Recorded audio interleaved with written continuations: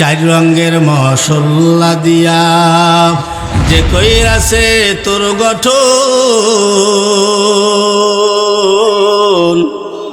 চার রঙের মশলা দিয়া আগুন পানি মাটি বাতাস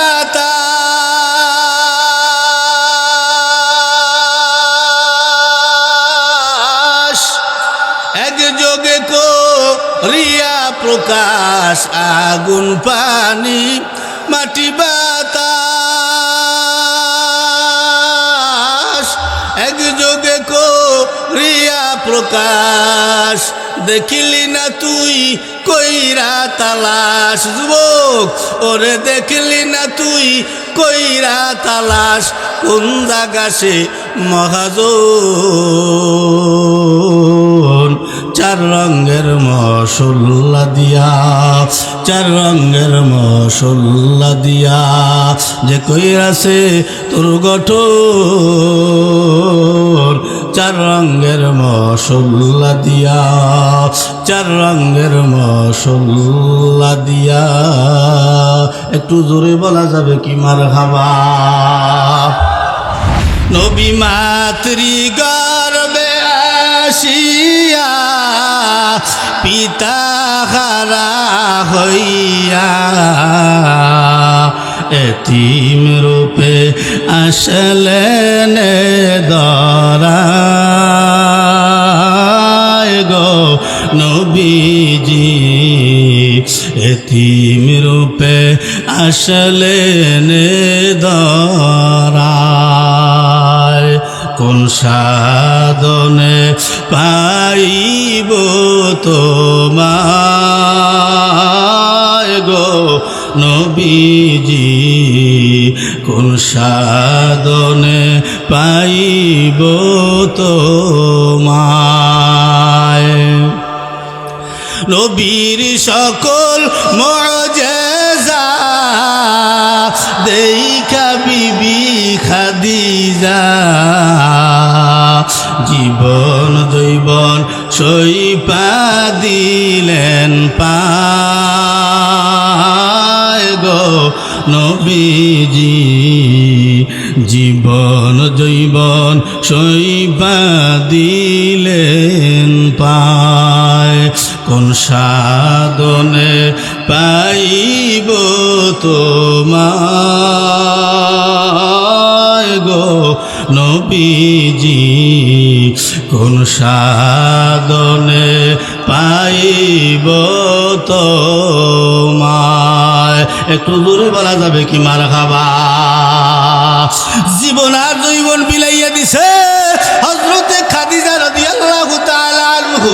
ইনি যেদিন মারা যায় হযরতে ফাতিমা রাদিয়াল্লাহু তাআলা আনহা এর কাছে গিয়ে আল্লাহর পয়গম্বর তার পুরান একটা জুব্বা এইটা নিয়া ফাতিমার হাতে ধরা দিলেন, কারণ খাদিজা রাদিয়াল্লাহু তাআলা আনহার কাফনের কাপড় দিলেন। ফাতিমা দুইটা চোখের পানি চাইরা কান্দে আর আওয়াজ দিয়া কয়, আব্বা জান আমার মা কি এত নিচু, আমার মা কি এতটাই দামি যে সামান্য এই মদিনার বাজারে আমার মার কাফনের কাপড়খানা নাই, আপনি সামান্য জুব্বাখানা আমার হাতের ভিতরে দিলেন। বাবা কারণ কি? বলে মা গো মা, এই জুব্বাটা তোমার মার কাফনের কাপড় হইয়া কবরে যাবে। বলে কারণ কি? বলে তোমার মা আমার কাছে বইলে গেছে এই জুব্বাটা দিয়া যেন তার কাফনের কাপড় বানানো হয়। ফাতিমা রাদিয়াল্লাহু তাআলা আনহা উনি ডাক দিয়া কয়, আব্বা জান তোমারে যে মা কতটা ভালোবাসতো আমি জানি, কারণ মা আমার একদিন বলছে যে মা গো মা, বলে আমি তোমার বাবার জন্য কেন পাগল হয়েছি তুমি জানো? কারণ আমি যেদিন এই মক্কার জমিনে দুনিয়ার আর কোনো ধনাঢ্যবান লোক ছিল না, ওই দিন মক্কার জমিনে আমি খাদিজার উপরে আর কোনো বড় লোক ছিল না, সবার উপর সবার থেকে বড় লোক ছিলাম আমি খাদিজা। ওই জমানায় তোমার আব্বা ছিল সব থেকে গরিব। যতটা বড় লোক ছিলাম আমি, ততটা গরিব ছিল তোমার এই বাবা। বলে আব্বা জান আমি মায়ের জিজ্ঞাসিলাম, মা তুমি এত বড় লোক হওয়ার পরেও কেন গরিব রে বিয়ে করলাম? কত ধনাঢ্যবান ছেলেরা, রাজা বাদশার ছেলেরা, তোমার চেহারা অত খারাপ নয়, তুমি তো তাদেরকে বিয়ে করতে পারতা। তাহলে শোনো, আমি তোমার বাবার জন্য কেন পাগল হইলাম। বলে একদিন রাখাল, তোমার বাবা সেদিন আমার সাথে জড়িত ব্যবসার ভিতরে।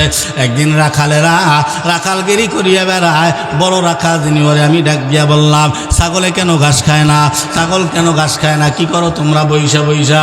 বলে ওই রাখাল আমারে বলছে, বলে আমাদের আর কোনো চিন্তা নাই, আমাদের ছাগল যখন খাওয়ার ইচ্ছা হয় তখন খাবে, এমন একটা মানুষ আমাদের ভিতরে আসছে। উনি যদি ছাগলে যাইতে বলে, উঠে যাইতে বলে, ছাগলের পালে ছাগল যায়, উটের পালে উঠ যায়, দুম্বার পালে দুম্বা যায়, কেউ কারোর সাথে লড়াই করে না। যেই রাখাল খান দাঁড়ায় থাকলে কোনো সমস্যা নাই, ছাগলরে যদি কয় ঘাস খাও, ছাগলে ঘাস খায়, দুম্বারে বললে দুম্বায় ঘাস খায়, উঠরে বললে উঠ ঘাস খায়। আবার যখন চুপ থাকতে বলে, ঘুমাইতে বলে, তখন ঘুমায়, তখন বইসা থাকে, আর কিচ্ছু করে না। আমাদের টেনশন নাই।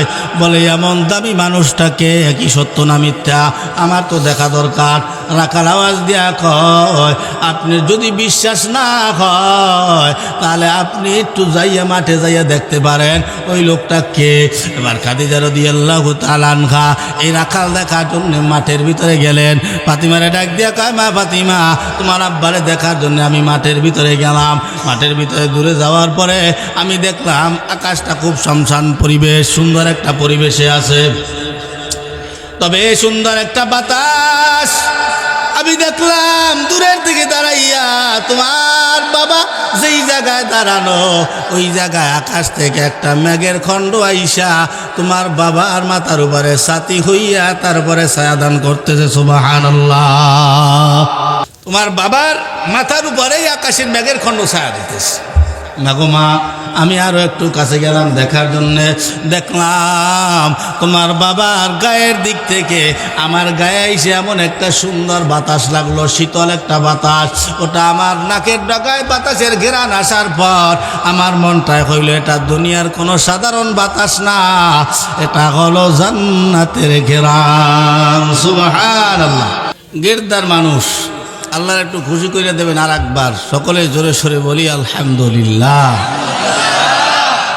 এবেলায় কয়ই নেই, এবেলাকে হুজুরে কয় কি আকুর সেই রয়েছে, মানে বললেই গেছে যে বরিশিল্লে 80 টাকা তোলা, বোঝেন? বুঝতে আছে না যে বরিশিল্লে ভাষা চলতে আছে, বোঝেন না আমার কথা? আমি তো বরিশিল্লে ভাষাই কি, আমরা ওই গোপালগঞ্জের নাসির মালানা, এখন তো আর ভাষাই চলে সারা বাংলাদেশ। আমি ওই অত শুদ্ধ মুদ্ধ করতে পারি না, জানো তো, মানুষ বোঝে তাহলেই হয়। কি কথা কন না, ঠিক না? বুঝলেই হইবে। যাই হোক, তাহলে সব কিছুর মালিক কে?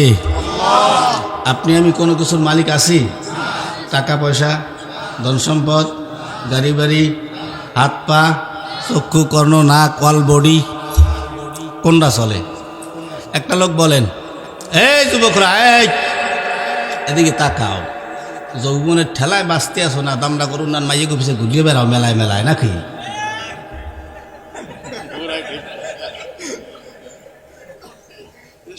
তাকাও, এদিকে তাকাও। তুমি যে জন্য আজকে হাঁটতেছো, আমি কিছু প্রশ্ন করে উত্তর দাও। অল বডিতে যাহা কিছু আছে 3.5 হাত বডিতে, একটা লোক বলেন যে হুজুর একটা অঙ্গ আমার হুকুমে চলে। দেখান, চোখ, এই যে বারবার পলক দিতে আছে, আপনি চাইয়ে থাকতে পারবেন? বাতির দিকে 2 মিনিট চাই থাকলে তো পরে কিছুই চোখে দেখবেন না, থাকা যাবে? চোখ দিয়ে পানি বের হয়ে যাবে, আপনার ইচ্ছে বাইরেবে না, অনিচ্ছে বাইরেই যাবে। হাত আপনার কথায় চলে নাকি? আমি ধরতে কইলে ধরে, ছাড়তে কইলে ছাড়ে। এই হাত যদি আল্লাহ কয় তোর দ্বারা আমি অনুমতি চাবো না, হাত অবশ, লড়ানোর ক্ষমতা আছে? এরকম করবে? কোনো ক্ষমতা নাই। এক সাইড অবশ করে দেবো, বান্দা তোর কাছ থেকে অনুমতি নেব না, তুই সারা জীবন বিছনায় শুয়ে শুয়ে পায়খানা করবি। তোর চোখের পাওয়ার নিয়ে যাব, কোনো বাবার ক্ষমতা নাই তোর চোখের পাওয়ার ফিরেই দেবে। এই পাতলা পায়খানা হয় আপনাকে মাঝে মাঝে, যদি হয় ভালো করিয়া কাপড় কি ঠিক রাখা যাইবি? সামান্য পায়খানাই ধরে রাখতে পারেন না, তা পারেন রাখি। জৈবন কত বছরের? এই দুনিয়া চিরস্থায়ী না, এই দুনিয়া চিরস্থায়ী না, ক্ষণস্থায়ী। চিরস্থায়ী বাড়িতে ছিলাম, দুনিয়াতে আসছি, আবার ওই চিরস্থায়ী বাড়িতে আল্লাহ পাক নেবে। মরার পরে দুইটা সাইট হবে, হয় জাহান্নাম না জান্নাত। জান্নাত বলতে আমরা বুঝি সুখের একটা ঠিকানা, আর জাহান্নাম বলতে বুঝি অশান্তির একটা জায়গা। তা এই ক্ষণস্থায়ী জিন্দিগিতে সব ক্ষণস্থায়ী, কোনোটাই চিরস্থায়ী না। চামড়াটা আজকে ভালো আছে আমার, আর 10 বছর পরে এই চামড়াটা ধোত্রা দিয়ে যাবে, ভালো লাগবে না। কোনো যুবতী নারী আমারে পছন্দ করবে না, কইবা বুড়া। এই কথা বল না গা। আমার চোখের পাওয়ার থাকবে না, দাঁত থাকবে না, পইরা যাবে, ভালো করে হাড্ডি চাবাই খাইতে পারবো না। আমার পায়ের এই হাঁটুর ভালো কলকাবজা ঠিক মতো থাকবে না, হাঁটতে পারবো না, হাঁটতে গেলে বসে পারবো, বসলে আবার উঠতে পারবো না, উঠলে বসতে পারি না, রুকুতে গেলে আর ওটার কোনো ক্ষমতা নাই। তা যৌবন উপরে গেলে তোমার 40 বছর পর্যন্ত, আর বেশি না। 30 বছর 32 বছরের পরে যৌবনের ভাড়া লাগিয়ে যায়, 40 বছর কোনো মতে যায়, এবার আর কিচ্ছু যায় না। সামান্য 10, 15, 20 বছরের যৌবনের জন্য আজকে তুমি রং তামাশায় মারতে গেছো, আল্লাহরে হোসেনও না, রাসুলরে হোসেনও না। ক্যা কি এত কি আল্লাহ তোমারে যে কি মোহাব্বত করে বানাইছে বুঝান যাবে না। আল্লাহ কয়, বান্দা তোর সব বডি ফেরেশতাকে দিয়ে বানাইছি যা, কিন্তু বান্দা তোমার এই যে চেহারাটা, এই চেহারাটায় আমি আল্লাহর এই কুদরতি হাতের ছোঁয়া লাগানো আছে। সুবহানাল্লাহ, জোরে কর। কার ছোঁয়া লাগানো? আল্লাহর কুদরতি হাতের। আল্লাহর কুদরতি হাতের দাম কম না বেশি? তাই আল্লাহর কুদরতি হাত যেই চেহারা লাগানো, এই জন্যে হাদিসে আসছে যে কাউকে মারলে চেহারার উপরে মারা যাবে না। বউ মারল, ওরে আল্লাহ, আমার কথা যে বউ ফিরিয়ে কিছু লোক আছে চুল ধরিয়ে না হাসি নহাসি ভাড়াইয়ে হালায়। অথচ হাদিসে আসছে গালের উপরে থাপ্পড় মারবা না, ওই কল্লার এই উপরে মাইরো না। আমরা ওদিকেই বেশি মারি, থাপ্পড় তো কানসা বাড়াইয়েই দেয় বেশি। এই কথা কর না, ঠিক না? এই জায়গাটা আল্লাহ বানাইছে। আপনি কালা হন, দলা হন, সুন্দর হন, অসুন্দর হন, আপনি মনে রাখবেন আপনি সুন্দর, তাতে কি হয়েছে? আপনার গালেও যেই আল্লাহর কুদরতি হাত লাগানো। আমি কালো, আমার গালেও সেই আল্লাহর কুদরতি হাত লাগানো, দামের কিছুই নেই। কথা কর না, ঠিক না? অহংকার কিসের অহংকার করবো? আল্লাহকে মোহাব্বত করে বানাইস 4 রকম জিনিস দিয়া, 4 রঙের মশলা দিয়া। উপকাল দিয়ে শুনবো যে কইর আছে তোর গঠন, 4 রঙের মশলা দিয়া, 4 রঙের মশলা দিয়া। যে কইর আছে তোর গঠন, 4 রঙের মশলা দিয়া, 4 রঙের মশলা দিয়া। মশলা কয়বত জানা আছে? আগুন, পানি, মাটি, বাতাস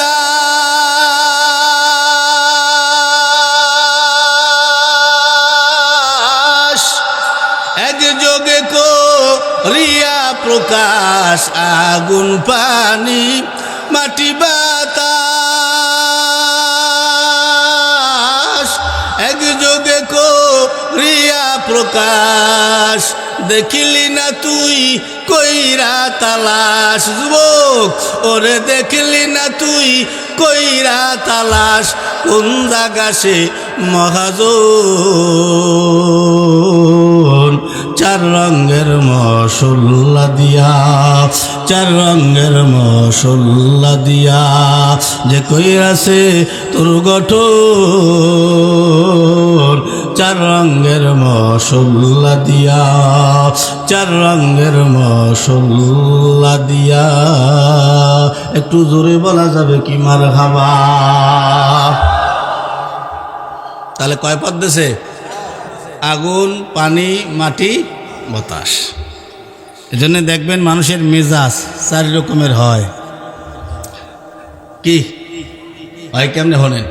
আমরা প্রায় সময় বলে থাকি যে হুজুর আমাকে এই এলাকার মধ্যে এই যে একটা লোক দেখেন, এই লোকটার মতো আর মানুষ হয় না হুজুর, একেবারে মাটির মানুষ।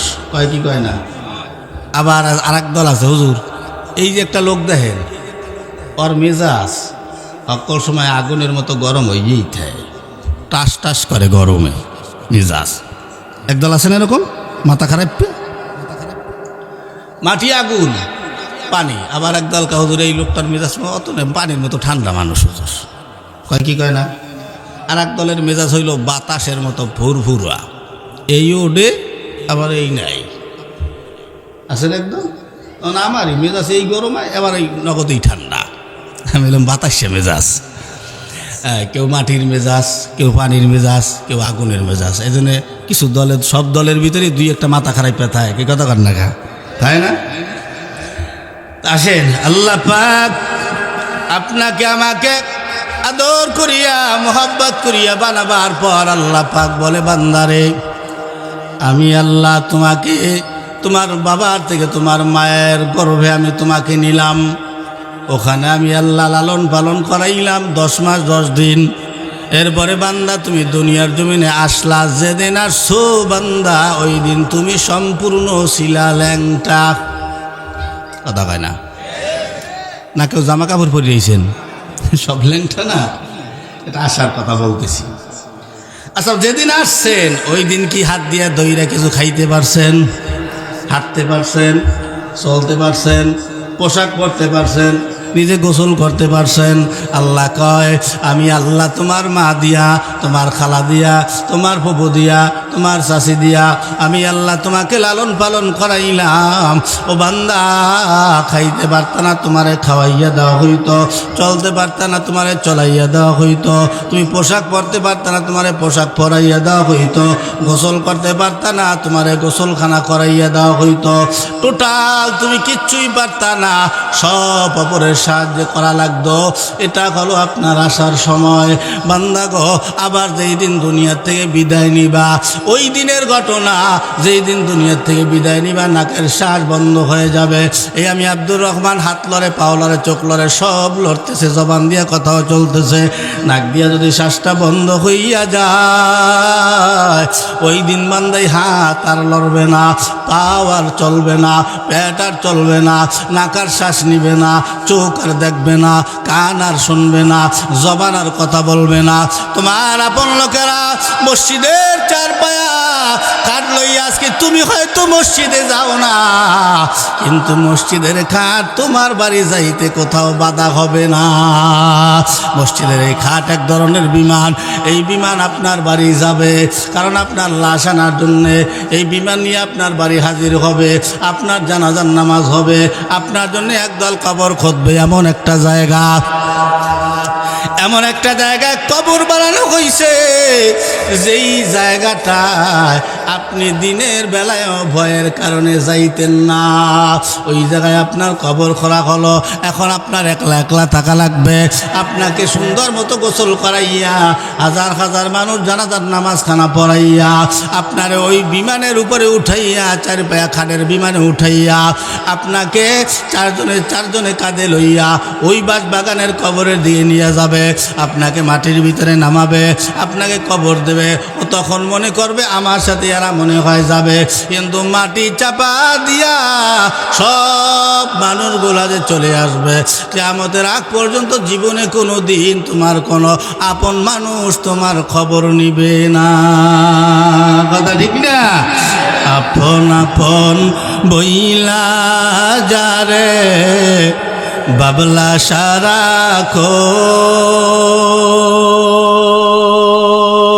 সারাক্ষণ, আসলে যে কেউ নয় তারা,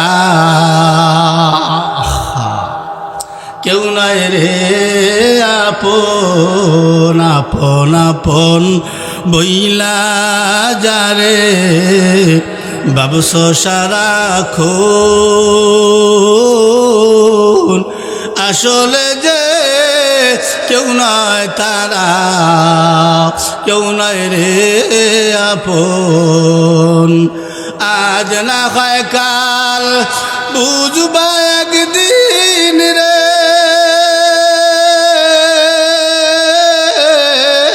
আজ না হয় কাল বুঝবা একদিন, নিভলে নিভিলে জীবন বাতি,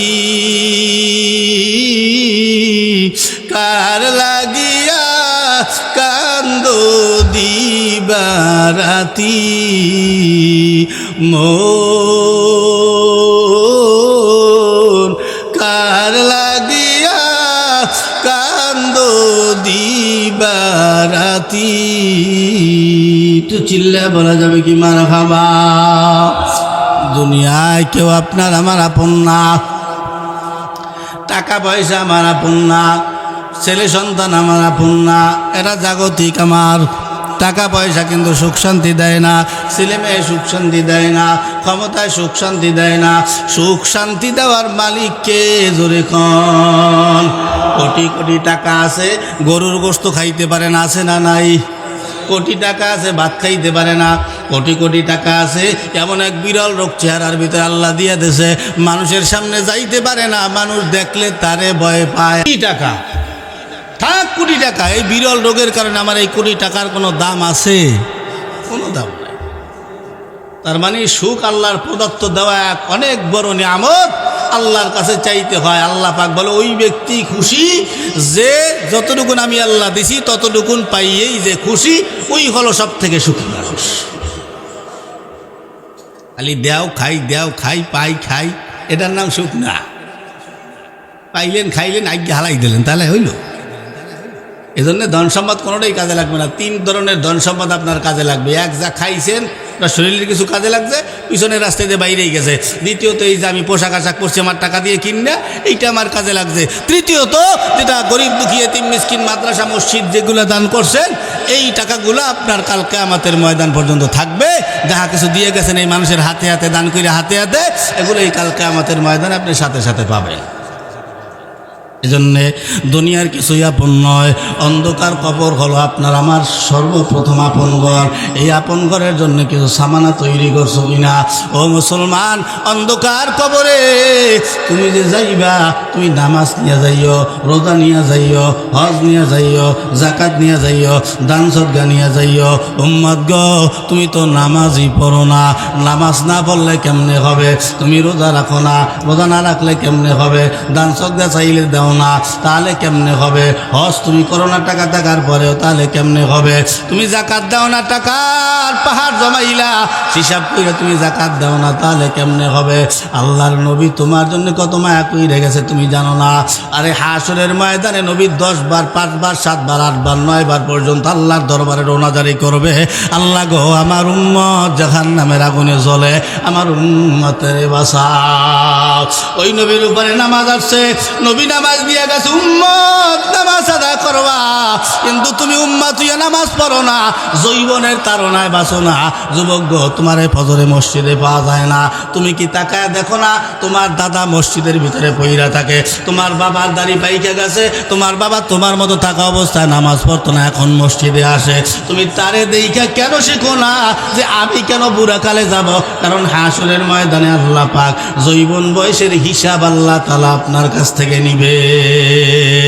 ওই হাসরের ময়দানে সমস্ত মানুষগুলা ইয়া নাফসি, আল্লাহ আমাকে বাঁচা অথবা আমি বাঁচি, এই কথা বইলে বইলে চিল্লাবে।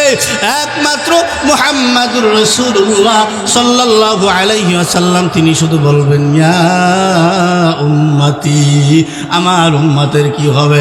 শুনে নাও উম্মত, যেদিন আল্লাহর নবী দুনিয়া থেকে বিদায় নেবেন, আল্লাহর নবী শুয়ে শুয়ে কাঁদতেছে, চোখের এই দুই কোনা বেয়ে বেয়ে পানি জমিনের উপরে কান বেয়ে বেয়ে পড়ে। জিবরাইল আমিন হাজির, আজরাইল হাজির। জিবরাইল আইসা কো, নবী গো, কি ব্যাপার? আপনার চোখে পানি কেন? যাওয়ার সময় আল্লাহর সাথে দিদার করবেন, এখন কেন কান্না করেন? আপনার কি দুনিয়ার মায়ায় পইরা গেছেন? দুনিয়া চাইরা যাইতে মনে চায় না? আল্লাহর নবী বলেন না, সেজন্য কান্দি না। কেন কান্দেন? ফাতিমার জন্য বড় মায়া হয়, সেজন্য বলে না, সেজন্যও কাঁদি না। হাসান হোসাইনের জন্য বড় মায়া হয় নাকি? বলে না, সেজন্যও কান্দি না। কেন কান্দেন? সাহাবীদের জন্য বড় মায়া হয়, বলে না, সেজন্যও কান্দি না। কেন কান্দেন নবী গো? গো বলেন, বলে ও জিবরাইল আমি কান্দি আমার এই গুনাহগার উম্মতগুলোর জন্য। বলে নবী গো তাদের জন্য আপনার কান্না করা লাগবে না। বলে না, আমি কানে না শোনা পর্যন্ত আমার মনে শান্তি লাগবে না। কি জানতে চান নবী গো? আওয়াজ দিয়া কয় জিবরাইল আল্লাহকে জিজ্ঞেস করো, আগের জমানার উম্মতেরা জীবনের প্রথম সেজদাটা যেই জায়গায় দিত, জীবনের শেষ সেজদাটা ওই জায়গায় দেওয়া লাগতো। আমার উম্মতেরা জীবনের শেষ সেজদাটা একই জায়গায় দিতে পারবে না, কারণ আমার উম্মতেরা বিভিন্ন দেশ সফর করবে, বিদেশ সফর করবে। কাজী আমার উম্মতগুলার জন্য কি করা যায়? আল্লাহ পাক জিবরাইলের মাধ্যমে জানাইলেন, জিবরাইল গো আমার বন্ধুরে জানায়া দাও, আমার বন্ধুরে বইলা দাও তার উম্মতের জন্য আমি খালি একটা ঘর না, এক জায়গা নয়, তাম দুনিয়াটা সিজদার জায়গা বানায় দিলাম। সুবহানাল্লাহ। এরপর জিবরাইল সান্ত্বনা দেওয়ার পর আবার আওয়াজ দিয়া কও জিবরাইল গো আগের জমানার উম্মতেরা গুনাহ করার সঙ্গে সঙ্গে আল্লাহ পাক শাস্তি দিয়ে দিত। আমার উম্মতদেরকে যদি শাস্তি দিয়া দেয় তাহলে আমি নবী লজ্জায় মুখ দেখাইতে পারবো না, কারণ আমার উম্মতের দ্বারা গুনাহ হইয়া যাবে।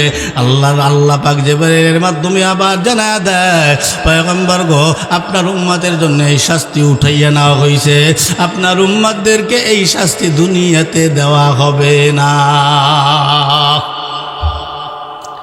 এই জন্য যুবক বাইসিয়া দাও, নইলে কোন কলা গাছের সিপাই কোহানে থাকো মাইয়ে বলারা মিললিয়া কয়টাতে ওই পাও অবশ্যই ওই কলা গাছের লগে লাগিয়ে থাকতে ঠিক আছে না মাইয়ে বলারা, কি কথা বল না?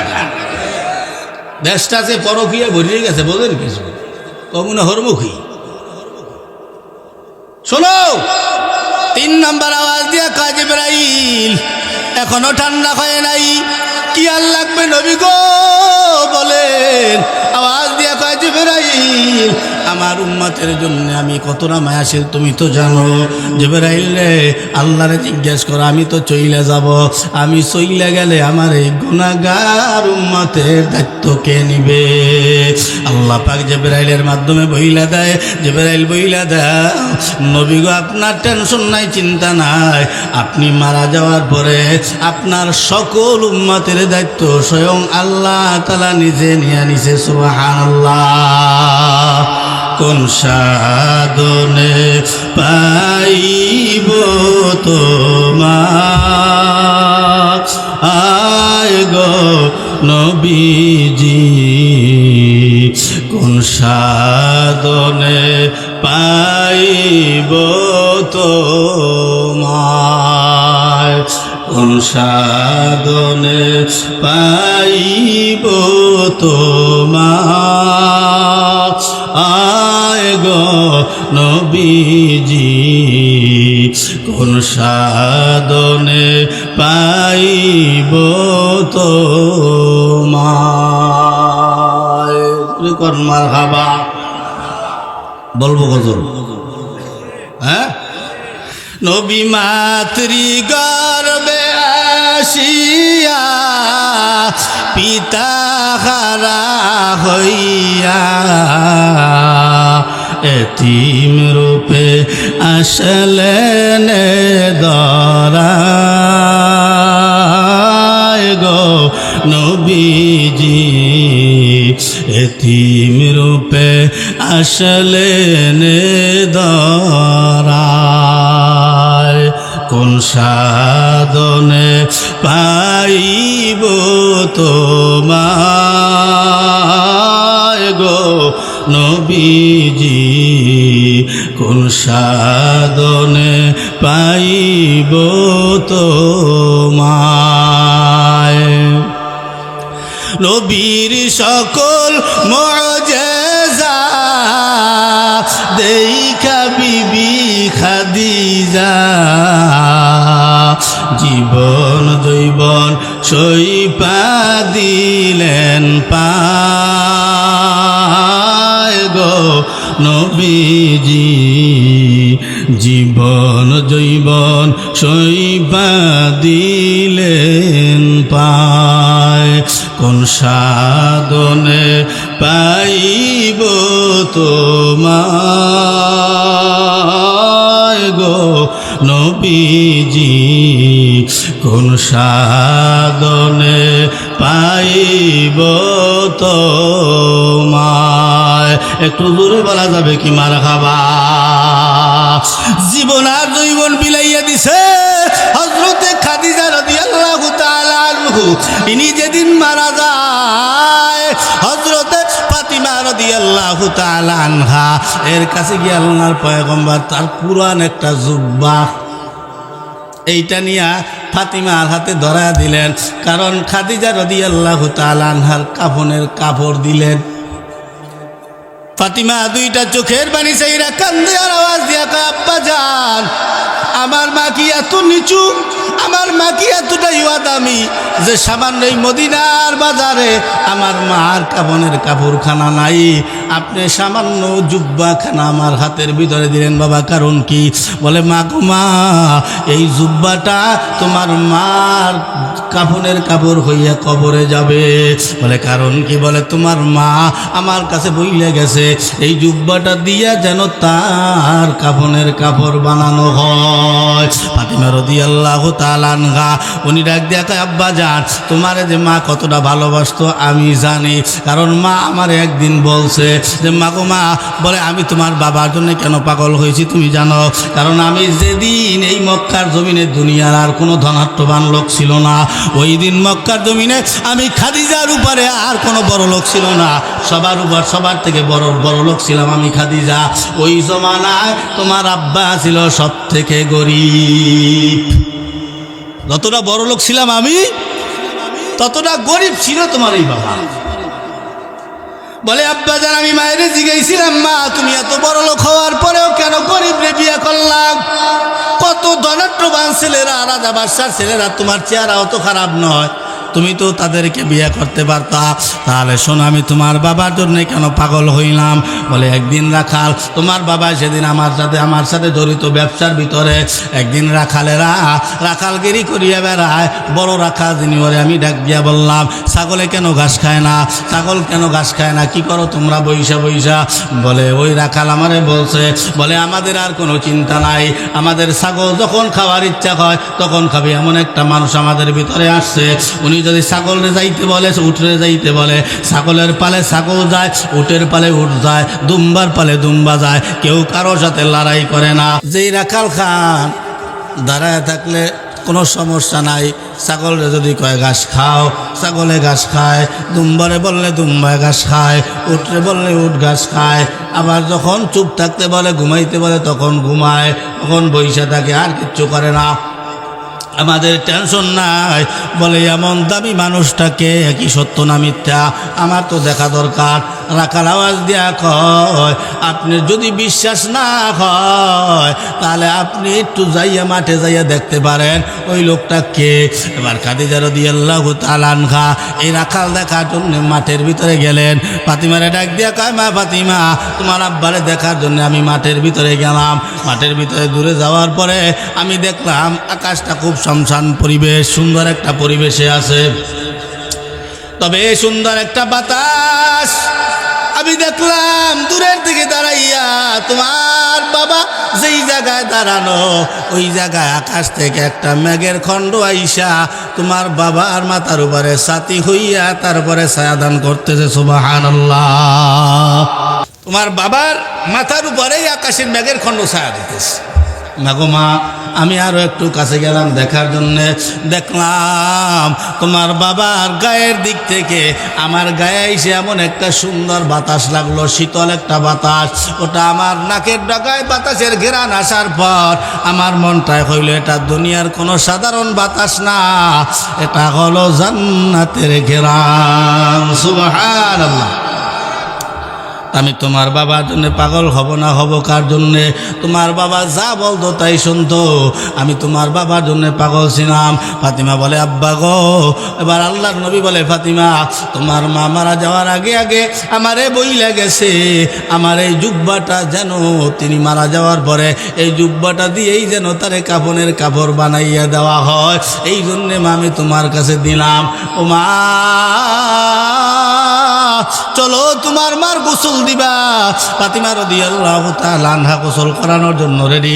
বাবাও কান্দে, মেয়েও কান্দে, কারণ মেয়ের মা মারা গেছে, স্বামীর স্ত্রী মারা গেছে। দুজন কান্দতে কান্দতে কান্দতে কান্দতে ঘরের ভিতরে ঢুকলেন। আল্লাহর পয়গম্বর ঘরের ভিতরে ঢুকলেন না, কারণ স্বামী মারা গেলে স্ত্রী গোসল করাইতে পারে, স্ত্রী মারা গেলে স্বামী গোসল করাইতে পারে না। ওই জায়গায় আল্লাহ নবী দাঁড়ায় গেলেন, ফাতিমা ভিতরে ঢুকলেন গোসল করানোর জন্য। এবার ফাতিমা গোসলখানা করাইয়া ঢুকছেন, কানতে কানতে দরজাখানা খুলছে হাসতে হাসতে। তাহলে এ নবী এত কষ্ট আমাদের জন্য করছেন, কোনো দরকারই ছিল না, কোনো দরকার ছিল না। তার নানার দেশে যাইয়া মায়ের খাইয়া রক্তাক্ত হওয়ার কোনো দরকার তার ছিল না। এলাকার মানুষের মায়ের খেয়েছে, মক্কার মানুষের মায়ের খেয়েছে, তার দরকার ছিল না। ওহুদের ময়দানে দিয়ে দাঁত দুইটা ফালাই দেওয়ার কোনো দরকার ছিল না। 27টা যুদ্ধে তিনি সেনাপ্রধান ছিলেন, 27টা যুদ্ধে তিনি অংশগ্রহণ করছেন, এমনি এমনি যান নাই। কত জায়গায় কত রকমের মায়ের খেয়েছে। আর আজকে সেই উম্মত আমরা নবীর এই সুন্নত মুন্নত কিচ্ছু মানি না, ঘরে তো নাই। নবীর সুন্নতকে আঁকড়াই ধরেন, কাজে লাগবে। আজকে যুবকের দাড়ি নেই, কি বাজান দাড়ি রাখো না কা, হুজুর প্রেম করি। কারণ মাইয়েরা দাড়ি দেখলে বলে প্রেম করে না। চাষা চাষা একটা ভাব চলিয়ে আসে, কি দাড়ি দিছে কিনা পাতা গানা কেঁদেছে, তুমি হালাও কা। আল্লাহ যদি ভালো দেখতে চায় দাড়ি দিয়া, তা তুমি দাড়ি কাটতে নারী অকা। কদর প্রেম করি, মাইয়া দাড়ি পছন্দ করে না।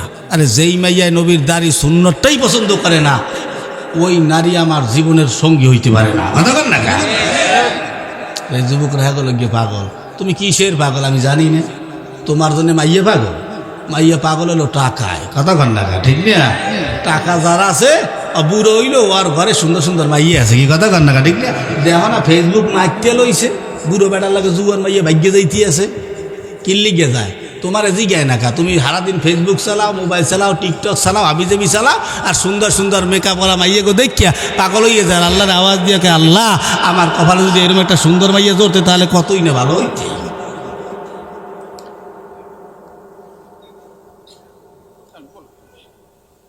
কিসে বক্তব্য দেবে নাকি? ওই টিকটকের ওই ধলা বান্দর মার্কা মাইয়ে গো দেখিয়া ওই মাইয়েরা কি এমনি সুন্দর না পাউডার মাখছে? হ্যাঁ, আরে মুরব্বীর আপনারা কথা কন, যুবকরা জানে না, ওরা কইবে, ওরা তো কথা কয় না, কারণ ওরা তো মোবাইলে খাইছে, তোমারে মোবাইলে খাইছে, ঠিক না? অল্প বয়সের পোলা মাইয়া প্রেমে জড়াইছে জমানা, মোবাইলে খাইছে জমানা, মোবাইলে খাইছে, ঠিক না? রেডিও তুইয়া ট্যাব আইলো, ট্যাব তুইয়া টিভি, টিভি তুইয়া মোবাইল আইলো, যা খুশি তা পাবি। টিভির পর্দা যাহা আছে মোবাইলে তা আছে, আরো কত আছে বাজে মোবাইলে দেখতাছে, কথা ঠিক? ওই সমস্ত জিনিস দিকা নিশায় মেতেছে জমানা, মোবাইলে খাইছে জমানা, মোবাইলে খাইছে, ঠিক না যুবকরা? মোবাইলে তো আর ধ্বংস করে গেলাইছে, আর শৈলিয়ান বল নাই, ঠিক করবে কোথায় দিয়া টিকটক করে। এই জন্য আল্লাহ গেছে, এই জন্য আবার মাঝে মাঝে গান গায়, একটা মেকআপ সারা মাইয়া মানুষ দিও আল্লাহ মোর কপালে, রূপ দেখিয়া পাগল হইছি, ঠ্যাং দেখলে মোর ডর করে, কি কথা কন না, ঠিক না? ওই ধলা চামড়া দেখে বিয়ে করতে গেছে, পার দিকে চাইয়ে দেয়, আব্বা দি মাইয়ে দেখাইছে, একটা দিয়ে দিতে আছে, আর একটা কি এরকম ভাই কি হয় না? ওয়া দেখে যাও কা, প্রেম ফিরিতে ওয়া বাদ দাও, কারণ দুনিয়ার নারী আমি জানি দুইটা জিনিস না হইলে কোনো নারী তোমার সাথে থাকবে না। টাকা আছে, এলাকায় তোমার দাম আছে, টাকা থাকবে তোমার সমাজে দাম থাকবে, টাকা থাকবে সকলের কাছে তুমি দাম পাবা, টাকা থাকবে বাপ্পার কাছে দাম পাবা, টাকা থাকবে শ্বশুর শাশুড়ির কাছে দাম পাবা, টাকা থাকবে শালা শালির কাছে দাম পাবা, টাকা থাকবে না ঘরের বোর দ্বারাও তোমার দাম থাকবে না, কত কার না, ঠিক না? তাই আমি বলি মাঝে মাঝে, টাকা পয়সা বেশি যদি করতে পারো কামাই, শ্বশুর শাশুড়ির কাছে ভালো তুমি জামাই। কথা কয় না, কথা কয় না। টাকা পয়সা কামাই করে শুধু দিয়ে যাই, শালা শালির কাছে তুমি ভালো দুলাভাই। টাকা পয়সা কামাই করে সামনে দেবে ঢেলে, পিতা মাতার কাছে তুমি খুবই ভালো ছেলে। টাকা পয়সা দেবে শুধু গহনাটা দামি, নিজের বউয়ের কাছে তুমি খুবই ভালো স্বামী। টাকা পয়সা দেবে শুধু হিসাব নিকাশ নাই, ভাই বোনের কাছে তুমি খুবই ভালো ভাই। টাকা পয়সা দেবে শুধু নেই তো কোনো চাপ, ছেলে মেয়ের কাছে তুমি খুবই ভালো বাপ। টাকা পয়সা কামাই করে দিবে নতুন জামা, ভাগ্না ভাগ্নির কাছে তুমি খুবই ভালো মামা। টাকা পয়সা কামাই করে দিয়ে যাবে শুধু, ভাইপো আর ভাইজির কাছে তুমি ভালো দুদু। টাকা পয়সা দেবে শুধু হিসাব নাই এক বিন্দু, চলার সাথীদের কাছে তুমি ভালো বন্ধু। টাকা পয়সা কামাই করে দিবে ডর্জন ডর্জন, আত্মীয়দের কাছে তুমি খুবই ভালো স্বজন। কথা কয় না, কথা কয় না, ঠিক না? এই যুবকরা, টাকা ধরো, টাকা ধরো, টাকা কামাই করো। টাকার মূল্য বুঝেছি ভাই যখন হইছি বড়। টাকা পয়সা দিতে পারলে সবার কাছে ভালো, না পারিলে সুন্দর মুখটা দেখবে তুমি কালো। আমার কথা ঠিক কিনা ভাই তোমরা সবাই বলো। টাকা তুমি জ্বালাইয়া গেলা সংসারে আগুন, নিবাইয়া গেলা না, ঠিক না? এটা হলো দুনিয়ার বাস্তবতা। এটা কি বাস্তবতা, আর কিছুই না। তাই ওই বাদ দাও, আল্লাহকে মানো, নামাজ কালাম পড়ো, শিক্ষা অর্জন করো, দুইটা টাকা ইনকাম করো, সুন্দর সুন্দর মাইয়ের মা বাপ তোমার পার্দারা এই সিরিয়াল দিয়ে খাড়াই থাকবে যে আমার মাইয়েরা বিয়ে করো। কি কথা বল না, ঠিক না? তোর দৌড়ে নিয়ে লাগবে না, আমরা তো আর মাইয়েও কামাই খাই না, মাইয়েরা আমাক কামাই খায়। কি কথা বল না কা? আর ওনার ইচ্ছে, আর আমার কথা সে একদল বাইরে টিকটক বানায়, বউ ব্যবসায়ী। এই কথা কয় না, কি ব্যবসায়ী? বউ। বউরে টিকটকে আনিয়া নাচিয়া কুদিয়া কোমর ঢুলাই ডালাইয়া কোথায় দেখি দেখায় না দেয়, পাহাড় পর্বত আল্লাহ জানে। ওই দেখি আমরা দেখি ওই টাকাগুলো হ্যাঁ অ্যাকাউন্টে যায়। এই জন্যে আল্লাহ নবীর হাদিস আসছে, কিয়ামত ততক্ষণ পর্যন্ত হবে না যতক্ষণ পর্যন্ত খয়রাতির বাচ্চা বিল্ডিং না করবে। কথা বল না কা? গরিবের বাচ্চা বিল্ডিং করবে, গরিব ছোট লোকের বাচ্চা বিল্ডিং করবে, তার বাপ মা খাইতে রিক্সা চালাইয়া খয়রাত করিয়া সেই পোলা করে বিল্ডিং, 10 তলা 20 তলা বড় বড় বিল্ডিং হবে। কিভাবে বোঝেন না? আল্লাহ নবীর হাদিস যা বলছে তা কিয়ামতের আগে সংগঠিত হবে, এর আগে কিয়ামত হবে না। কথা বল না কা? যে কয়টা টিকটক করে যাইয়ে দেখেন বাপ মা খাইতে খয়রাত করিয়া, কষ্ট লাগে টাকা কামাইতে।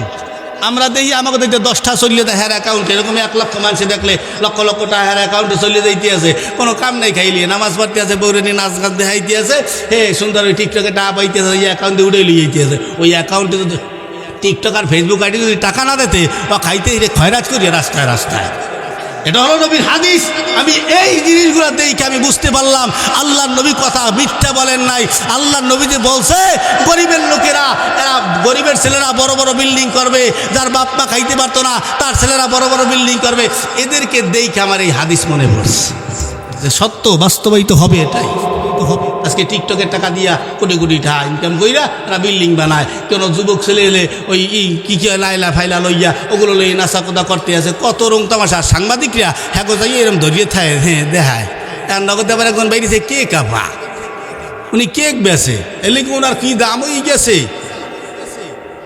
আবার কিছু হুজুরাও টিকটক করে, কি কথা কন না, হুজুরও হেরাও টিকটক করে। হে কোথায় নারিকেল খাইলে হেয়ে দেখায়, হে কোথায় আগদে গেলে তা দেখায়, সে পায়খানায় গেছে তা দেখাইতে আছে, সে কোথায় গোসল করতে আছে তা দেখাইতে আছে। বইয়ে বইয়ে হাতে তসবির দানাও আছে। সুবহানাল্লাহ পরে না কথা কয়, হে ওয়াজ করতে আছে, এরকম গুনতে আছে। কি বাপ তার, আপা কাপা পড়ি রয়েছে। ওরে আল্লাহ, টুবিয়া খান 5 তলা মাথায় দিয়েছে। কে এত বাপ করো কে, এত কি ভিতরে? কোরআন শরীফ একটু থুয়ে দেয়, এরপরে ল্যাপটপ একটা থুয়ে দেখে ওয়াজ করে। এগুলো দেখে কিসে রস করো, ওয়াজ করতে দেখে কিসে রস করো? দুনিয়ার মানুষ বর্তমান প্রেম প্রীতির বইরে গেছে, পরকীয়া দেশটা বইরে গেছে, কোন খারাপি রাহাজানিতে বইরে গেছে। উম্মতের চোখের দিকে তাকাইলে বলা যায় কি অবস্থা এই লোকগুলা। এখন ওই জাহান্নাম লই কান্দারের টাইম আছে? নামাজ পড়ো, কোন কাজ করলে জাহান্নাম থেকে বাঁচা যায় সেইটা করো, কাজে লাগবে। কি কথা বল না কা? জাহান্নামের কথা কইলে কাল কাইন্দে হেবরি বেবি ছুটি গেলে যে ফজরের নামাজ পড়ে নাই হবে। কিন্তু যদি ইলেকট্রিক বুঝি ফজরের নামাজে ঢুকান যায় তাহলে কি হবে? ইলেকট্রিক জান্নাতি হয়ে যাবে। হ্যাঁ, এই জন্য সাবধান। এই জন্য তোমরা মিডিয়াওয়ালারা আমার ভালো না, তোমরা একটু আমাকে এই সমস্ত ওয়াজগুলো একটু ভাইরাল করিয়ে দেবা, যেন এই টিকটক এই বউ ব্যবসায়ী যেগুলো আছে এগুলো যেন দেখতে পাই আমাদের এই ওয়াজগুলা। তোমার এই টাকাগুলো বউদেরকে এই নারীপুরি দেখাইয়ে তোরা এই ব্যবসাগুলো করে, এটা হলো তাদের জন্য হারাম টাকা। কি কথা কন না, ঠিক না? এবার খবর আছে, এইবার এই ওয়াজ ভাইরাল না হলে আগুনলা গাইয়া দিমু টিকটক আইডিতে। কি কথা কন না, ঠিক না? আদালতে করব মামলা যাইয়া পুলিশ বাড়িতে, আগুন লাগাইয়া দিমু যুবক তোমার লুঙ্গিতে। এই আজ ভাইরাল না হলে আগুন লাগাইয়া দিমু ফেসবুক আইডিতে। ঠিক না? ভগবানে পৌঁছই দিবি আল্লাহ যদি বাঁচায়। বাদান কষ্ট হইতে আছে। আসেন, নবীর মনে কষ্ট দিবা না, আল্লাহর মনে কষ্ট দিবা না, মা বাবার মনে কষ্ট দিবা না। নামাজ কালাম পড়বা, কারা কারা পারবা একটু হাত জায়গায় দেখাও, মাওলারে দেখাও। নারে তাকবীর, আমিন বইলা হাত নামাও। ও মুসলমান গো, আল্লাহর নবীরে মানলে কতটা উপকার হয়। আল্লাহর নবীরে আমরা মানি না। আল্লাহর নবীরে না মানার কারণে আজকে আমার ঘরের ভিতরে শান্তি নাই। আমার ছেলে আমার কথা শোনে না, আমার মেয়ে আমার কথা মানে না, আমার বউরে আমি মানাইতে পারি না, আমি নিজে বউয়ের কথা মতো চলতে পারি না। মানে আমার টোটাল পুরা ফ্যামিলিটার ভিতরে 24 ঘন্টা শান্তি লাইগেই থাকে। এই জন্য সাবধান, নবীর সুন্নাত ঘরের ভিতরে ঢুকা। নবীর সুন্নাত তরিকায় চুল কাটো, এমনভাবে চুল কাটছে কুত্তায় দেখলো বেশকি মারে 3 দিয়া। কি কথা কন না, চুল কাটছে মুরগা কাটিন দেয়, কুত্তা কাটিন দেয়, আরো কত রকমের কাটিন দেয়, দেওয়া কোনো সমস্যা নাই। কিন্তু আল্লাহ নবীর সুন্নাত যেটা ওটা মানিয়ে চলো। আল্লাহ নবী কোরআন দিয়ে এই দেশ দুনিয়া চালাইছে। ওমর রাদিয়াল্লাহু তাআলা আনহু দেশ চালাইছে, মানে দেশ বলতে অর্ধ দুনিয়া ওমর রাদিয়াল্লাহু তাআলা আনহু রাজত্ব করছে। তিনি আমির ছিলেন। কিন্তু এখন আমরা দেশ চালাইতে পারি না। আমরা হুজুররা একটু দেশ চালানোর আলোচনা করতে গেলে হুজুরের রাজনীতির আলোচনা করে, আরে না, কোরআন দিয়া দেশ চালানো যায়। সোনালী যুগের ঘটনাগুলো তোমরা পড়ো, তাহলে বাবা কোরআন দিয়ে কত সুন্দর দেশ চলে। আজকে আমরা কথা বলতে পারি না। কোরআন দিয়ে দেশ চললে রাখালো প্রেসিডেন্টকে প্রশ্ন করতে পারে, কথা ঠিক কিনা? শুনালাও ওমর রাদিয়াল্লাহু তাআলা আনহু। তাহলে একটা ঘটনা শোনাই। ওমর রাদিয়াল্লাহু তাআলা আনহু উনি পুরা দেশ চালাইতো, অর্ধ দুনিয়া তিনি চালাইতেন, তিনি রাজত্ব করতেন, প্রেসিডেন্ট ছিলেন। ওমর রাদিয়াল্লাহু তাআলা আনহু ইনি একদিন মনে মনে ভাবলেন, আমি তো কোরআন দিয়া দেশ চালাই, বাগে আর হরিণে এক ঘাটে পানি খায়, কেউ কারো দিকে তাকায় না। ওমর চিন্তা করলেন, আমার জনগণ কেমন চলে, কোরআন দিয়া দেশ চালানোর কারণে দেশটা কেমন চলতেছে আমার একটু দেখা দরকার। উনি এই কোরআন দিয়া দেশ চালায় দেখার জন্য সদ্য বেশ ধরিয়া উনি মদিনার অলিগলিতে হাঁটা আরম্ভ করলেন। মদিনার অলিগলি দিয়ে হাঁটতে হাঁটতে একদিন এক গলির ভিতরে ঢুকলেন। 2টা পাহাড়ের মাঝখান দিয়ে হলো একটা মরুভূমি, ঘাসপালা আছে। তাকায় দেখে উনি হাঁটতে হাঁটতে ক্লান্ত হয়ে গেল। উনি তাকায় দেখে এক রাখাল, ওই রাখাল ওখানে বৈশা উট দুম্বা বকরি চড়ায়। ওমর রাদিয়াল্লাহু তাআলা আনহু দৌড়ে যাইয়া রাখাল আওয়াজ দিয়া কয়, ভাই রাখাল, আমারে যদি একটু ছাগলের দুধ দোয়া দিতা, আমি খাইয়া আমার পেটের ক্ষুধা নিবাইতাম। এই কথা বলার পরে ওই রাখাল ডাক দিয়া কয়, তোমার আমি দুধ দেব, তুমি কে ডাক? ওমরে জিগায়। ওমর তো নামছে ছদ্মবেশে, যে দেশটা কেমন চলতে আছে তাই দেখার জন্য। এখন ওমর কয়, আল্লাহ, ও জিগেছে আমি কে ডাক, চাইছি দুধ, জিগায় আমি কে ডাক। এখন যদি আমি পরিচয় দেই যে আমি ওমর, আর কি পায়জামা ঠিক থাকবে? হ্যাঁ, চিন্তা করতে, যেই ওমর রাস্তা দিয়ে চললে ওই রাস্তায় 40 দিন পর্যন্ত ইবলিশ পাও লাগাইতো না, ভয়। সেই ওমর সামনে দাঁড়ানো, এই ওমরের জিগায় তুমি কে ডা, তোমার দুধ দেবো? ওর চিন্তায় পড়ে গেছে। আল্লাহ রেখে, আল্লাহ আমার এদিকে আমি কেডা, তাহলে আমি কি উত্তর দেব? আল্লাহ আল্লাহ কোরআন দিয়া বলে, মিল্লাতা আবিকুম ইব্রাহিম হুয়া সাম্মাকুমুল মুসলিমিন। এই কথা বলার পর আমার আওয়াজ দিয়ে ও রাখাল ভাই, আমি হইলাম একজন মুসলিম, মুসলমান। এই কথা বলার পরে রাখাল জিগায়, তুমি আসল না নকল? ওমরকেও কয় কি আর মাথা ঠিক আছে। আমি বলে আসল না নকল। ওমর কয় আল্লাহ গো, কোরআন দিয়ে যদি দেশ চলে, রাখালো একজনকে জিজ্ঞেস করতে পারে আসল মুসলমান না নকল মুসলমান। এখন ওমর আওয়াজ দিয়ে কয়, এরে রাখাল, আমি আসল মুসলমান, নকল নয়। রাখাল আওয়াজ দিয়ে কয়, যদি আসল মুসলমান হয়, আসল মুসলমান আমার কাছে আগে দুধ চাইতে পারে না। ওমর চিন্তায় পড়ে গেছে, কথা তো ঠিক, মিছে কথা তো আর না। এই কথা চিন্তা ভাবনা করিয়া এখন রাখাল রে কয়, রাখাল ভাই আমার ভুল হয়েছে। রাখালকা যদি ভুল হইয়া থাকে তাহলে তওবা করেন। রাখাল তো আর জানে না যে ওমর। এখন ওমর কয়, আল্লাহ তোমার কোরআন দিয়া যদি দেশ চলে, তাহলে আল্লাহ রাখালো ওমরের প্রেসিডেন্ট রে তওবা পড়াইতে পারে। ঠিক আছে, ও রাখাল মনে করছে মূর্খ, কিছু বোঝে টোঝে না। আমার লগে লগে পড়েন, রাখাল পড়ায়, বলেন আস্তাগফিরুল্লাহ রব্বি মিন কুল্লি যামবি ওয়া আতুবু ইলাইহি। এইটা পড়াইলেন। পড়ানোর পরে বলে, ঠিক আছে রাখাল ভাই, তাহলে আল্লাহর হস্তে আমার একটু ছাগলের দুধ দাও, আমি খাইয়া পেটটা নিবাই। এই কথা বলার পরে আওয়াজ দিয়ে, আপনি তো মুনাফেক। ওমরের মেজাজ 100তে গরম হয়ে গেছে। কারণ কি জানেন? কারণ কাফেরের স্থান হলো জাহান্নামের উপরে, আর মুনাফিকের স্থান হলো জাহান্নামের একেবারে তলদেশে। এই মুসলমান, আল্লাহ নবীকে জিজ্ঞেস করা হয়েছিল, আল্লাহর নবী গো, মুনাফিক কারা হবে? মুনাফিক কোথার থেকে হবে? ইহুদি খ্রিস্টান কাফের বেঈমানরা বলে না। মুনাফিক কারা হবে গো? বলে মুনাফিক হবে মুসলমানের ভিতর থেকে। আজকে একটু লক্ষ্য কইরা দেখেন, আমাদের দেশে মুনাফিক আছে না নাই? মুসলমানের ভিতর দিয়েই মুনাফিক ভাইয়া। এ মুসলমান, লক্ষ্য করেন কেমনে মুনাফিক হইলাম। বলে, তুমি তো প্রথম আমার রাখাল বলছিলাম, পরে আবার মালিক মনে করছো। আসলে আমি মালিক না, আমি রাখাল। আমার কাছে তুমি কেন চাও? আল্লাহর রাস্তে চাই না, তবে আমি তো দুধ দেওয়ার ক্ষমতা রাখি না। আমার মালিকের কাছে যাবা, আমার মালিকের কাছ থেকে অনুমতি আনবা।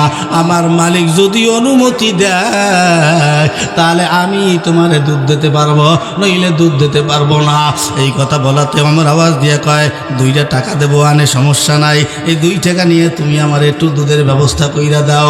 এই কথা কতে ওই রাখাল চাইতে গেল যে, না, এখন তো কোনোভাবেই সম্ভব হবে না। আমি যদি এই ঘুষের বিনিময়ে তোমারে দুধ দিয়ে দেই, আমাদের দেশের প্রেসিডেন্ট ওমর রাদিয়াল্লাহু তাআলা আমিরুল মুমিনিন, ইনি যদি জানতে পারে, আমার গর্দান তো থাকবে না, তোমার গর্দানও থাকবে না। অন্যায় করা যাবে না। আর ওমর রাদিয়াল্লাহু তাআলা দেখে আমি যে কোরআন দিয়ে দেশ চালাই, সামান্য রাখালের জীবনের ভিতরে তা ফুটে উঠছে পুরা কোরআন। এবার আওয়াজ দিয়ে কয়, ওমরের ভালো লাগিয়ে গেছে। ওমর আওয়াজ দিয়ে কয়, ভাই রাখাল, তুমি কি চাও? তোমার কোনো আশা বাসা আছে কিনা? রাখাল বলে, আমার 2টা আশা আছে। কি আশা? রাখাল বলে, রব্বানা আতিনা ফিদ দুনিয়া হাসানা ওয়া ফিল আখিরাতি হাসানা। রাখাল বলে, ও ভাই, আমার 2টা আশার ভিতরে 1 নম্বর আশা হলো আমার 1 নম্বর আশা হলো আমাদের এই দেশের যে প্রেসিডেন্ট, উনি ওমর রাদিয়াল্লাহু তাআলা আনহু, আমার তারে একটা নজর দেখতে মনে চায়। এইটা হলো আমার 1 নম্বর আশা। 2 নম্বর আশা কি? বলে, 2 নম্বর আশা হলো আমি মারা যাওয়ার পরে যেন আমার আল্লাহ আমারে জান্নাত দেয়। এই হলো আমার আশা। বলে, বাজার, তোমার 2 নম্বর আশা আল্লাহ পূরণ কইরা ফেলাইছে। বলে, কেমনে? বলে, আল্লাহ তোমারে জান্নাত দেবে, কোনো সমস্যা নাই, নিশ্চিত জান্নাতে তুমি জান্নাত পাইয়া যাবা। এই কথা বলার পরে ওমরে ডাক দিয়া কয়, ওমর, বাকির নাম ফাঁকি, বাকির কথা তো সবাই বলতে পারে, আমি তো এখনো মরি নাই, ও জান্নাত পাবো পরে। আমার এই 1 নম্বরটা, 8 নম্বর শর্তটা পূরণ হবে কিনা? বলে, তাও হবে। বলে, 1 নম্বরটা কি জানো? বলে, আমি ওমর রাদিয়াল্লাহু তাআলা আনহুর একটা নজর দেখতে চাই, আমার আর কোনো জীবনে আশা নাই। ওমর আওয়াজ দিয়ে কয়, ভাই রাখাল, নামাজ পড়ো? বলে, হ্যাঁ পড়ি। কোথায় পড়ো? বলে, মসজিদে নববীতে আমি নামাজ পড়ি। বলে, কোথায়? ভিতরে না বারান্দায়? কয়, ভিতরে তো নবীজির বড় বড় দামি দামি সাহাবীরা নামাজ পড়ে, আমি রাখাল, আমার ভিতরে যাওয়ার সাহস হয় না।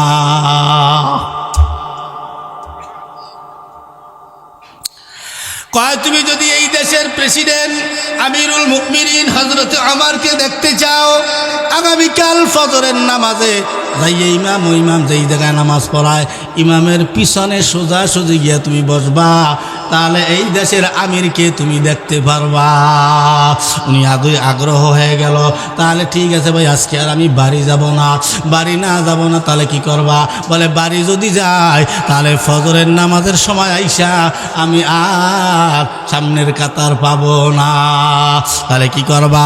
বলে আমি রাত্রেই বকরি টকরি চড়াইয়া আমি রাত্রে এশারের নামাজ পড়িয়া মসজিদেই আমি ঘুমাইয়া থাকবো, আমার কোনো চিন্তা নাই, ওইটা ফজরের নামাজের জামাত ধরব, একেবারে ফার্স্ট কাতারে থাকবো। বলে রে এই মসজিদে যে তুমি ঘুমাবা এই ফতুয়া তুমি পাইলা কই? ঘুমাই না এ মুসলমান। ওমর কয়বার কয় আমি মসজিদে ঘুমায় থাকবো, ফজরের নামাজ ধরবো। এই কথা বলার পর এবার পরদিন সকালবেলা উনি গিয়া বসলেন একেবারে ওমরের বরাবর বসার পর এবার পরদিন সকালবেলা আল্লাহর পয়গম্বরের আদরের এক সাহাবী হযরত ওসমান রাদিয়াল্লাহু তাআলা আনহু, উনি তাকায় তাকায় দেখে উনি যেই জায়গাটায় বসতেন ওই জায়গাটায় কোনো এক লোক বইসা তার জায়গাটারে আটকাইয়া দিয়েছে। ওটা হলো ওসমানের জায়গা। কারণ আল্লাহর নবী ইনি বলছেন আমি যখন নামাজ পড়াবো আমার সোজা বরাবর পিছনে থাকবে হযরতে ওমর, হযরত আবু বকর যখন ইমামতির মুসল্লায় থাকবে তার বরাবর পিছনে থাকবে হযরতে ওমর যখন ইমামতির মুসল্লায় নামাজ পড়াবে তার বরাবর থাকবে হযরতে ওসমান যখন ইমামতির মুসল্লায় নামাজ পড়াবে তার বরাবর পিছনে থাকবে হযরতে আলী। এই তরিত আল্লাহর নবী বলছেন। তার মানে বোঝা যায় এই পর্যন্তই খোলাফায়ে রাশেদার যুগ শেষ, এই পর্যন্ত, এই সোনালী যুগ গেছে, আর আসবে না। অনেক মজার একটা যুগ গেছে। এবার ওসমান রাদিয়াল্লাহু তাআলা আনহু ইনি হলেন নবীজির দুই মাইয়ার জামাই, খুবই দামি একজন সাহাবী। আর এই ওসমানকে দেখি আল্লাহর ফেরেশতারা পর্যন্ত লজ্জা পাইতো, এতটা লাজুক ছিলেন তিনি। এই ওসমান গিয়া দেখে এই যেই জায়গায় বসে ওই জায়গায় একজন পথিক বসা। এবার ওসমান গিয়া আর কিছু বললেন না, কারণ মসজিদ এমন একটা জায়গা যত বড় রাজা বাদশাহ হোক না কেন, খয়রাতিও যদি বসে তাহলে ওই বাদশাহ তাকে যদি ইচ্ছা কইরা জায়গা না দেয় তাকে জোর কইরা সরানোর মতো ক্ষমতা দুনিয়ার কারণ নাই, ঠিক না? ওখানে সব সমান, মন্দির আর গির্জা না, ঠেললে বার করিয়ে দেয় না। সৌদি আরব যাই দেখে কেউ রে ঠেলে না। আর আমার দেশে তো ওর আল্লাহ পাও এরকম করে বকের না দিয়া এইবার সামনে যা ঠেলিয়া তুই এখানে বইস গা, এরা বই বাহানে তুমি বাবা শুধু তো শুকুর আলী। কি শুকুর আলী মুসলিম আমার দেশে বেশি?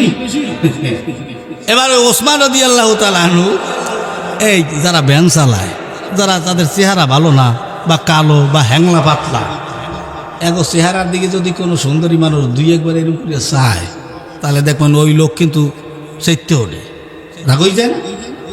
কি বারবার কি চেহারা কি দেখেন, এমনি এই চেহারা এর মধ্যে আবার আপনি বারবার চাইছে কি দেখেন। কারণ ওসমান রাদিয়াল্লাহু তাআলা বারবার এরকম চায় ওই বেড়ার দিকে, দুই তিনবার চাওয়া তো ওই বেড়ার গায়ে গেছে রাগ, ওই রাখালের ওর কাছে রাগ উঠতে চাইবি কি দেহ। তার পিছন থেকে অন্য সাহাবীরা ডাক দেয় সেটাও একই না, তুই কার লাগে রাগারাগি কর। আল্লাহ নবীর দুই মাইয়ার জামাই হযরত ওসমান রাদিয়াল্লাহু তাআলা রাখাল দেশে কাইন দিয়া, রাখাল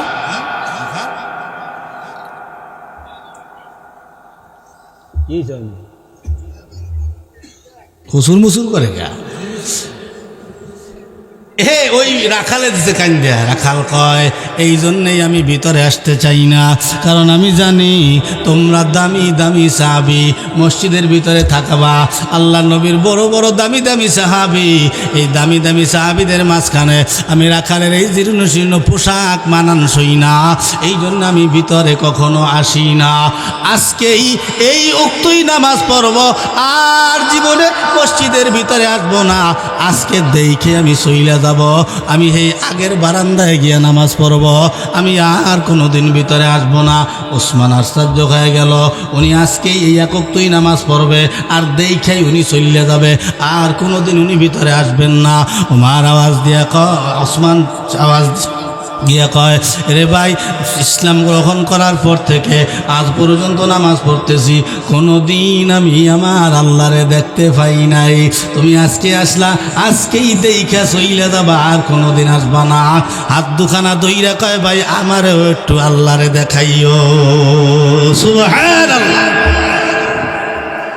রাখা কষ্ট হইবে, হ্যাঁ, আলোচনা চলবে, হুজুর চললে আইবে না, চলবে, চালাবো, বেশ ভালো কথা। আর একটু কথা আমি একটু শুনে যাই, জান্নাতে আগে কেডা কেডা যাইতে জানে? সবার আগে আমি জান্নাতে যাইতে চাই। আমি আব্দুর রহমান জান্নাতে ঢুকাইয়া দিয়ে যাবো আপনাদের সবার আগে। এই সবার আগে জান্নাতে যাইতে চান কেডা কেডা? সবাই আমিন। দেখি দি কেডা কেডা যাইতে চান জান্নাতে। ঘটনাটা শেষ না করে তো আর যাবেন না নাকি? এটা হুনাই দিয়েই যাবে, হাতে যে আছে কপালে দেওয়া হইবে সকালে, কি করেন? তা হ্যাঁ, আগে এই যে মাদ্রাসার ব্যাপারটা আপনাদেরকে বললো, 4 ব্যক্তিকে আল্লাহ বিনা হিসাবে জান্নাত দেবেন। কয় ব্যক্তি? একটু কথা বললেন সাথে সাথে। কয় ব্যক্তি? হাজি, গাজী, হ্যাঁ, গাজী চেনেন তো? শহীদ, শহীদ চেনেন তো? হাজি আছে না, হাজি সাহেব? শহীদ চেনেন? শহীদ, দানকারী, আলেম। এই 4 ব্যক্তিকে আল্লাহ বিনা হিসাবে জান্নাত দেবে। এই জান্নাতের ভিতরে এখন এই 4 জনের ভিতরে পিডি মারামারি বাজে যাইবে, কে ডাকার আগে যাইবে। শহীদের একটু পাওয়ার বেশি, তো শক্তিও বেশি, আর মর্যাদা বেশি। শহীদ দৌড় মারছে জান্নাতের দিকে। আল্লাহ জিবরাইলে পাঠাইছে, জিবরাইল তাড়াতাড়ি যা।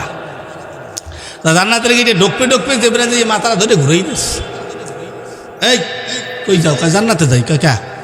আমি শহীদ। তুই কেমন শহীদ? বলে আল্লাহর দিনের রাস্তায় শহীদ হয়েছি, আল্লাহর জন্য। এই জন্য আমি জান্নাতে যাইতে আছি, সবাই রাখে, আমার মর্যাদা অনেক। জিবরাইল কয়, তুই যে শহীদ হইলে জান্নাত পাওয়া যায়, অনেক মর্যাদা। শুনছো কার কাছে? কয় শুনছি আলেমের কাছ থেকে।